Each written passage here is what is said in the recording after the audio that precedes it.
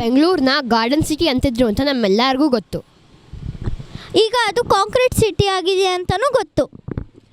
ಈ garden city ಮತ್ತು concrete city ಆಗೋ ಪ್ರಕ್ರಿಯೆಯಲ್ಲಿ ಎಷ್ಟೋ ಮರಗಳು ಹೊಟ್ಟೋಯ್ತು. ಯಾಕೆ ಬೆಂಗಳೂರಲ್ಲಿ ಇನ್ನೂ ಮರಗಳಿಲ್ವಾ? ಎಲ್ಲಿದೆ? ಬನ್ನಿ ತೋರಿಸ್ತೀನಿ.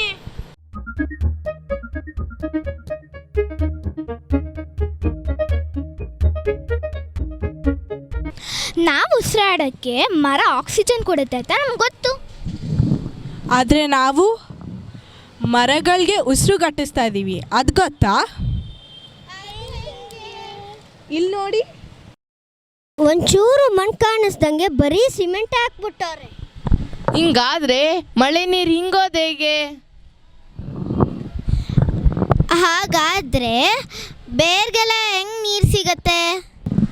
ಅದಕ್ಕೆ ಜೋರ ಗಾಳಿ ಬೀಸಿದಾಗ ದೊಡ್ಡ ದೊಡ್ಡ ಮರಗಳು ಬಿದ್ದೋಗ್ತವೆ. ಬಿದ್ದರೆ ಇಡೀ ಭೂಮಿನೇ ಬಿಸಿ ಆಗತ್ತೆ. ಅದಕ್ಕೆ ನಾವು ಒಂದು ಸ್ವಲ್ಪ ಕಾಳಜಿ ತಗೊಳ್ಳೋಣ ಮರ ಬಗ್ಗೆ. ನಮ್ಮ ಮನೆ ಸುತ್ತಮುತ್ತ ಇರೋ ಮರಗಳಿಗೆ ಸ್ವಲ್ಪ ನೀರು ಹಾಕೋಣ. ಅದಕ್ಕೆ ನೀರು ಹಿಂಗೋ ಹಾಗೆ ಸ್ವಲ್ಪ ಜಾಗ ಬಿಡೋಣ. ಸಾಲು ಮರದ ತಿಮ್ಮಕ್ಕ ಅವರು ಮತ್ತು ತುಳಸಿ ಅವರನ್ನು ಕೇಳಿದ್ರೆ ತಾನೆ. ಇವರ ಜೀವನ ನಮಗೆ ಕಥೆ ಅಲ್ಲ, ಒಂದು ಮಾದರಿ ಆಗಿರಬೇಕು. Let's save trees.